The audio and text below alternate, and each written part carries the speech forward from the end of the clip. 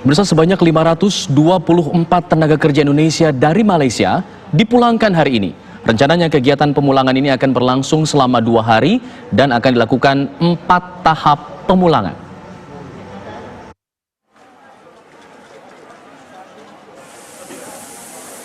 Sebanyak 134 tenaga kerja Indonesia yang dipulangkan dari Malaysia hari ini tiba sekitar pukul 8.30 pagi tadi di Bandara Internasional Kuala Namu, Deli Serdang, Sumatera Utara.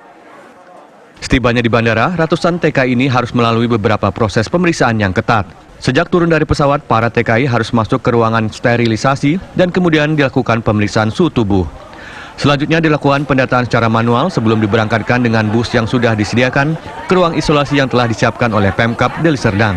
Menurut juru bicara gugus tugas penanganan COVID-19 Sumatera Utara, Dr. Aris, ratusan TKI ini merupakan bagian dari 524 TKI yang akan dipulangkan secara bertahap dari Malaysia.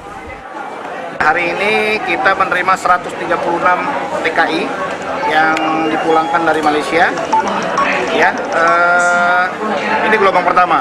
Jadi nanti sore ada gelombang kedua dan besok ada 2 gelombang lagi rencananya. Jumlahnya 136 dan saat ini sudah kita lakukan pemeriksaan awal terhadap beliau untuk segera kita kirimkan ke tempat karantina sementara di Cadika. Jadi pemeriksaan di sini bekerjasama dengan KKP, Dinas Kesehatan Provinsi, Dinas Kesehatan Kabupaten Asahan.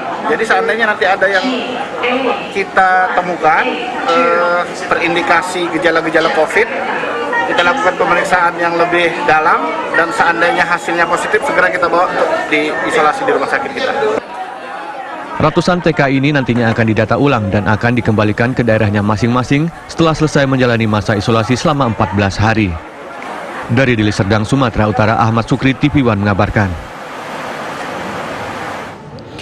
Untuk mengantisipasi kepulangan TKI dari luar negeri, pemerintah Provinsi Sumatera Utara telah menyiapkan tempat karantina. Menurut Gubernur Sumatera Utara, Edi Rahmayadi, para TKI yang kembali dari luar negeri akan terlebih dulu ditempatkan di tempat karantina. Saat ini tempat karantina disiapkan di kota Tanjung Balai Asahan di Sumatera Utara, ditetapkan sebagai salah satu zona merah sebagai daerah yang berpotensi besar dalam hal penyebaran virus corona ini. Sebelumnya gugus tugas pemerintah Provinsi Sumatera Utara memetakan kota Tanjung Balai Asahan sebagai zona merah penyebaran virus corona. Hal tersebut didasari karena daerah itu sebagai gerbang pemulangan TKI ilegal dari Malaysia. Kemarin 20 TKI ilegal yang bekerja di Malaysia sudah dipulangkan melalui pelabuhan Tanjung Balai. Apakah ICU-nya bertekanan negatif, isolasi tekanan negatif? Sekarang akan datang ke Tanjung Balai. Contoh ini, contoh konkret. Saya mau ke Tanjung Balai. Kenapa saya ke Tanjung Balai dan Batubara hari ini? Karena ada 4.000-an TKI dari Malaysia yang melalui pelabuhan tikus itu berlabuh di Tanjung Balai. Makanya saya datang ke sana. Saya ke sana harus menggunakan heli karena jarak dan perlu waktu yang harus kita siapkan. Untuk mengetahui seperti apa kemudian prosedur pemulangan TKI asal Malaysia ini, sudah bergabung bersama kami ada Dr. Aris selaku juru bicara gugus tugas penanganan COVID-19 untuk Provinsi Sumatera Utara. Selamat siang Dr. Aris. Ya, selamat siang. Ya Dr. Aris, mungkin bisa dijelaskan mengenai detail prosedur pemulangan. Ada berapa TKI yang dipulangkan dari Malaysia menuju ke wilayah Sumatera Utara ini? Tadi disebutkan oleh Pak Gubernur ada sekitar 4.000 TKI asal Malaysia. Ya, hari ini kita menerima 134 TKI Indonesia yang sudah dipulangkan dari Malaysia. Ya, jadi yang 134 ini saat ini kita sudah lakukan pemeriksaan. Alhamdulillah semua hasil berdasarkan pemeriksaan yang kita lakukan secara ketat, bekerja sama dengan KKP, Dinas Kesehatan Kabupaten Deli Serdang. Seluruh TKI itu sudah kita kirimkan ke tempat karantina sementara di Taman Cadika Pramuka Kabupaten Deli Serdang.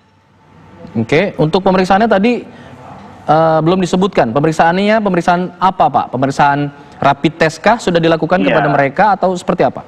Jadi dari awal masuk mereka sudah kita pantau dengan menggunakan thermal scanner, ya, body thermal scanner, dan kita lakukan pemeriksaan fisik ringan, ya, dan kita lakukan pemeriksaan rapid test kepada para TKI-TKI itu. Hasilnya semua menyatakan masih sehat. Sampai hari ini semua TKI itu hasil rapid testnya baik, negatif.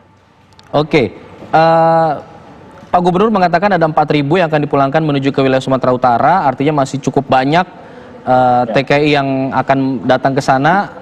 Antisipasinya seperti apa? Akan berjalan berapa lama untuk pemulangan ini? Untuk pintu KNO Kuala Namu akan ada 4 tahap pemulangan. Ya, hari ini 2 tahap, besok ada 2 tahap. Oke. Untuk pintu Kuala Namu, ya. Untuk pintu Kuala Namu. Ada berapa pintu semua, Pak? Saat ini kita ada pintu pelabuhan yang dari Malaysia itu ada di Tanjung Balai dan ada di Kuala Namu. Untuk kondisi Sumatera Utara sendiri seperti apa sih Pak untuk pemetaan penyebaran wilayah zona merah COVID-19 ini? Ya, saat ini Sumatera Utara ada menyebutkan 3 wilayah yang patut kita waspadai. Terkait dengan wilayah tersebut merupakan pintu masuk Provinsi Sumatera Utara dari daerah luar Provinsi Sumatera Utara seperti Medan, Deli Serdang, dan Tanjung Balai. Oke, dari ketiga wilayah ini yang paling banyak kasus terdata di mana, Pak? Saat ini di Kota Medan. Ada berapa orang? Saat ini lebih kurang 80% penderita positif itu berada di Kota Medan. Sudah ada datanya validnya Pak untuk lengkapnya, misalnya untuk ODP-nya berapa, PDP berapa, dan yang positif dan yang sembuh berapa? Hari ini nanti jam 5 akan kita update datanya. Oke, terakhir sudah Anda pegang datanya? Data per kemarin mungkin? Data kemarin, bentar ya. Oke.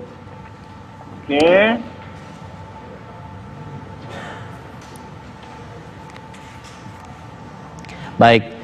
Oke, sebentar ya. Saya lihat datanya agar data ini tidak salah kita. Betul. Ya. Dari data yang kami miliki di sini ada 84 orang untuk yang positif di Sumatera Utara hingga hari Rabu kemarin. Apakah ya, betul. Sesuai? Ya. Masih sama, cuma itu berdasarkan hasil pemeriksaan rapid test dan pemeriksaan PCR. Oke, untuk di wilayah Sumatera Utara khususnya Medan mungkin yang 80% tadi Anda katakan, apakah juga akan mengajukan PSBB seperti Jakarta misalnya? Ya, mungkin masing-masing kabupaten kota sudah membahasnya itu. Oh, kita jadi masih menunggu ya. Oke, belum ada informasi yang Bapak terima mengenai hal itu? Belum ada di Sumatera Utara.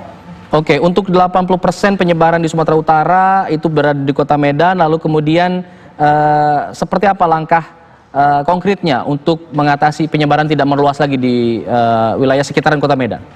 Ya, yang pertama kita terus melakukan sosialisasi ya kepada masyarakat terkait dengan protokol-protokol kesehatan seperti social distancing, ya, juga dengan physical distancing dan lain-lain yang memang sudah dianjurkan dalam protokol kesehatan.